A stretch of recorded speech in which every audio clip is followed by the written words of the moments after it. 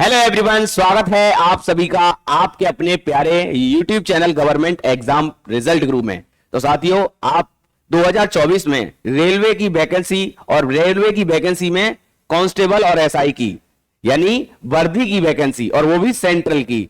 चलिए साथियों, आज की इस वीडियो में मैं आपको फुल इंफॉर्मेशन देने वाला हूं आरपीएफ कांस्टेबल के बारे में। आरपीएफ का मतलब क्या है, आरपीएफ में कौन कौन सी पोस्ट होती हैं, क्या क्या क्राइटेरिया होता है, क्या एज लिमिट है, क्या क्वालिफिकेशन है, क्या सिलेबस है, क्या एग्जाम पैटर्न है। तो साथियों, इस वीडियो तक अगर आप आ गए हैं तो वीडियो को लाइक करना, शेयर करना और अगर चैनल पर पहली बार हैं तो सब्सक्राइब और बेल आइकन जरूर दबा लेना, जिससे कि आपको आगे आने वाली वीडियो टाइम टू टाइम अच्छे से मिलती रहे। साथ के साथ मैं आपको बताना चाहूंगा कि हमारे इस यूट्यूब चैनल पर डेली बेसिस पर आपको previous year paper practice set जो कि 2019 में आरपीएफ कांस्टेबल के और एसआई के एग्जाम हुए थे, वो पेपर भी आपको डेली बेसिस पर कराया जा रहा है। अगर आप अपनी तैयारी बूस्टअप करना चाहते हैं, प्रैक्टिस करना चाहते हैं तो शाम को 7:30 से जुड़ना ना भूलें। और इसके अलावा अगर बात करते हैं कि सर हमारा कोई टॉपिक क्लियर नहीं है मैथ का, रीजनिंग का, जीके जीएस का, तो हमारे इस यूट्यूब चैनल पर आपको वन शॉट वीडियो के माध्यम से पूरा एक एक टॉपिक कवर कराया जा रहा है। तो उम्मीद करता हूं आप अगर एक बार अगर आप देखेंगे तो आप खुद महसूस कर पाएंगे कि हां, हमारी तैयारी अच्छी हो रही है, बेहतर हो रही है। चलिए, तो सबसे पहले बात करेंगे इस टॉपिक पर आरपीएफ, ठीक है, कांस्टेबल और एसआई कैसे बनेंगे। आप ही हमें बताइए कि आप कैसे बनेंगे आरपीएफ कांस्टेबल और एसआई। तो सर कहते हैं कि अगर हमें कोई चीज प्राप्त करनी है तो उसके लिए उसकी जानकारी का होना बहुत जरूरी है, और यह जानकारी मैं आपको दे रहा हूं कि आप आरपीएफ कांस्टेबल और एसआई का फॉर्म भरने के बाद अब क्या करने वाले हैं, जिससे कि आपका सिलेक्शन हो, बदन पे वर्दी हो, कंधों पर सितारे हो, माँ बाप का नाम रोशन हो, घर में एक नेम प्लेट हो, और माँ बाप जब वर्दी में देखेंगे तो देखते ही रह जाएंगे कि हाँ, मेरा बेटा वर्दी में आया है। और चलिए, तो कैसे बनेंगे, देखिए, आप एक वर्दीधारी सेवादार रेलवे के। तो सबसे पहले बात करते हैं सेल्फ फॉर्म क्या होती है हमारी आरपीएफ की। तो आरपीएफ का मतलब होता है, देखिए बहुत ध्यान से नोट कर लीजिए, वैसे तो एक जनरल क्वेश्चन बहुत से कहते हैं ना, आप लाइब्रेरी में हो या कहीं पर हो, तैयारी कर रहा है आरपीएफ की, बता फुल फॉर्म क्या होती है, तो आपको पता होना चाहिए, है ना। क्या होती है आरपीएफ का मतलब? Railway protection force. Railway protection force, या कभी कभी हम इसको रेलवे पुलिस फोर्स भी बोलते हैं, ठीक है। जो रेलवे पर हम देखते हैं पुलिस वाले, वो आरपीएफ के जवान होते हैं, है ना। आइए नेक्स्ट अगर बात करते हैं कि आपने देखे हैं रेलवे पर, लेकिन सर कई प्रकार के हमने रेलवे पर पुलिस फोर्स देखी है, तो वह यहां पर दिखाई दे रहा होगा। आरपीएफ में कौन कौन सी पोस्ट होती है? कांस्टेबल हो गया, सब इंस्पेक्टर हो गया, इंस्पेक्टर हो गया, चीफ इंस्पेक्टर हो गया और जोन इंस्पेक्टर हो गया। लेकिन अभी हम बात करें कि सर अभी हम जो तैयारी कर रहे हैं, हमने जो फॉर्म भरे हैं वो किस किस के लिए भरे हैं, तो आप कहेंगे सर आरपीएफ कांस्टेबल और सब इंस्पेक्टर, ठीक है। नेक्स्ट आगे बढ़ेंगे, देखिए अपने नेक्स्ट पेज पर, तो यहां पर आगे लिखा हुआ है क्वालिफिकेशन, यानी आरपीएफ कांस्टेबल और एसआई की क्वालिफिकेशन क्या है। आप तैयारी कर रहे हैं लेकिन आपको यह बात जानकारी होनी चाहिए। देखिए कांस्टेबल की बात करें तो आपको केवल 10th पास होना चाहिए, ठीक है। देन इसके बाद अगर हम बात करें एसआई की, तो एसआई के लिए आपको ग्रेजुएशन होना बहुत जरूरी है। अब ग्रेजुएशन आपका किसी भी, आप कहेंगे सर जी मैंने मैथमेटिक्स, सर आरपीएफ कांस्टेबल में मैथ आएगा, तो ग्रेजुएशन मेरी तो सर मैथ से मैंने नहीं किया, आर्ट बैकग्राउंड से हैं, तो आप किसी भी बैकग्राउंड से किए हैं, आपने बस ग्रेजुएशन करी है ना, आपने बस ग्रेजुएशन करी है, लेकिन आप किसी भी बैकग्राउंड से करी हो, बीए किया हो किसी भी सब्जेक्ट से, या आपने बीएससी किया हो, या आपने बीटेक किया हो, ठीक है। बस आपको क्या चाहिए? बैचलर होना चाहिए, है ना,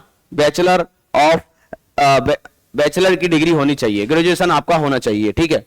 आइए नेक्स्ट अगर बात करते हैं, देखो एज के बारे में, तो एज के लिए मेरे साथियों अगर हम एज की अगर बात करें तो दोनों के लिए ही, ठीक है, आपकी जो मिनिमम एज है वो 18 और 28 साल तक, 18 से 28 साल तक आप फॉर्म को भर सकते हैं।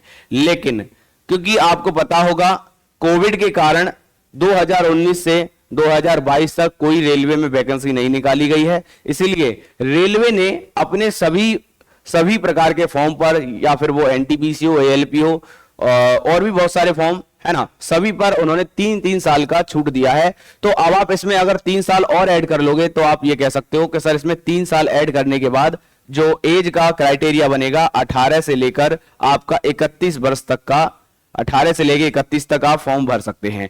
ये तो हो गया एक जनरल, ठीक है। लेकिन अगर आपको जब आप नोटिफिकेशन आता है तो आप में उसमें SC ST OBC के लिए अलग अलग क्राइटेरिया एज रिलैक्सेशन मिलता है, वो आपको मिलता ही रहेगा, है ना। चलिए तो आगे बात करते हैं। देखो नेक्स्ट हम सिलेक्शन प्रोसेस क्या है, यानी जैसे आपने फॉर्म भर दिया है ना, और फॉर्म भरने के बाद आपको सबसे पहली बात यह है कि सर हमको यह पता होना चाहिए, ये मैं पहले आपको बाद में बताऊंगा, लेकिन उससे पहले मैं आपको बताना चाहूंगा कि हमने फॉर्म भरा और फॉर्म भरने के बाद आपको क्या करना होगा, अपनी तैयारी पे लगना है। तैयारी किसकी कर रहे हो, आरपीएफ की। तो आरपीएफ का जो एग्जाम है उसमें क्या क्या चीजें आएंगी, तो सीधा देखिए आपका जो होगा सीबीटी एग्जाम होगा। सीबीटी का मतलब है कंप्यूटर बेस्ड टेस्ट। अब उस कंप्यूटर बेस्ड टेस्ट में क्या होगा, 120 क्वेश्चन आएंगे, जिसमें 50 क्वेश्चन आपके जीके जीएस के होंगे, है ना, जीके जीएस के होंगे, 35 क्वेश्चन आपके रीजनिंग के होंगे और 35 क्वेश्चन आपके मैथ्स के होंगे। बात करें टाइम ड्यूरेशन की तो यहां पर आप देख पाएंगे कि 90 मिनट आपको दिए जाएंगे। नेगेटिव मार्किंग आपकी 1/3 की रहेगी, ये बात आप ध्यान रखेंगे। और क्वेश्चन का जो पैटर्न होता है मैं आपको बता दूं, क्वेश्चन जो आपके क्वेश्चन होते हैं एग्जाम में, क्वेश्चन जो होते हैं वो आपके क्वेश्चन का जो पैटर्न होता है वो आपका मिक्स्ड होते हैं। कैसे होते हैं, मिक्स्ड होते हैं। मिक्स का मतलब है कि पहले अगर मान के चलिए जीके जीएस का क्वेश्चन आ गया तो ऐसा नहीं है कि जीके जीएस कंटिन्यू रहेगा, हो सकता है मैथ्स का आ जाए, है ना, और फिर अगला क्वेश्चन मैथ्स का हो सकता है। यानी कुल मिलाकर यह है क्वेश्चन को जो है मिक्सअप होते हैं, जिसकी वजह से बच्चों का जो है माइंड डाइवर्ट रहता है। क्वेश्चन का लेवल ये नहीं है कि आप यूपीएससी की तैयारी कर रहे हो या सीजीएल की तैयारी कर रहे हो तो आप ये सोचो कि बहुत कठिन आएगा। बस आपको कुछ एफर्ट लगाने होते हैं जो कि हमारे द्वारा बताए जाएंगे और आप बताने के साथ साथ अपनी तैयारी को बूस्टअप कर पाएंगे। तो चलिए अब हम आगे बात करते हैं। देखिए यहां पर नेगेटिव मार्किंग 1/3 की होती है, हर क्वेश्चन 1 नंबर का, और उसमें 1/3 की यानी 1/3 की आपकी नेगेटिव मार्किंग होती है। ये सारा चीजें जानने के बाद अब सर हमने सीबीटी क्रॉस कर लिया, मान के चलिए सीबीटी क्रॉस करने के बाद अब आपका क्या होगा, तो देखिए यहां पर आप सिलेक्शन प्रोसेस देख पा रहे हैं।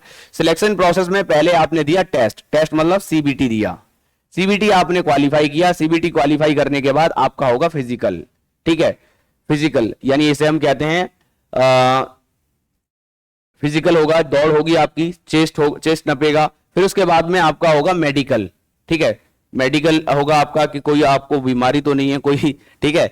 और फिर इसके बाद आपका डॉक्यूमेंट वेरिफिकेशन, डॉक्यूमेंट वेरिफिकेशन के बाद आपकी सीधी हो जाती है ज्वाइनिंग, ठीक है। ये है आपका पूरा सिलेक्शन प्रोसेस, ठीक है। अब चलते हैं, देखो थोड़ा सा आगे हम आपको बताने वाले हैं। अब जैसे आप कहेंगे कि सर आपने बता दिया फिजिकल होगा मेडिकल होगा, लेकिन फिजिकल में क्या क्या चीजें होंगी उसके बारे में जानते हैं। देखिए अगर हम फिजिकल की बात करें, पीईटी की बात करें, फिजिकल एफिशिएंसी टेस्ट की बात करें, तो यहां पर देखिए कांस्टेबल और एसआई दोनों के लिए दे रखा है। फिर आगे देखेंगे जेंडर यहां मेल और फीमेल दोनों के लिए बताया गया है।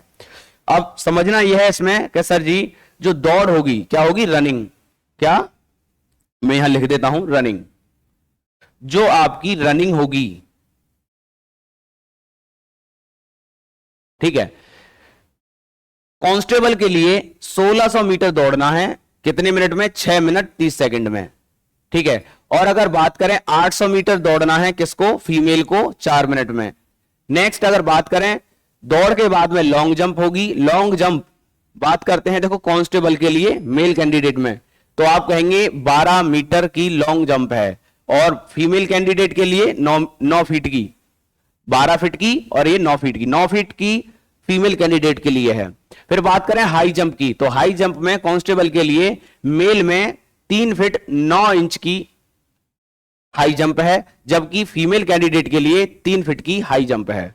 अब अगर हम बात करते हैं एसआई पोस्ट के लिए, सब इंस्पेक्टर पोस्ट के लिए, तो सब इंस्पेक्टर पोस्ट में आप देखेंगे 1600 मीटर की दौड़ लगानी होगी किसको, एसआई को। कितना समय, 5 मिनट 45 सेकंड, ठीक है, 5 मिनट 45 सेकंड। और फीमेल कैंडिडेट को 800 मीटर की दौड़ लगानी पड़ेगी 3 मिनट 40 सेकंड के लिए।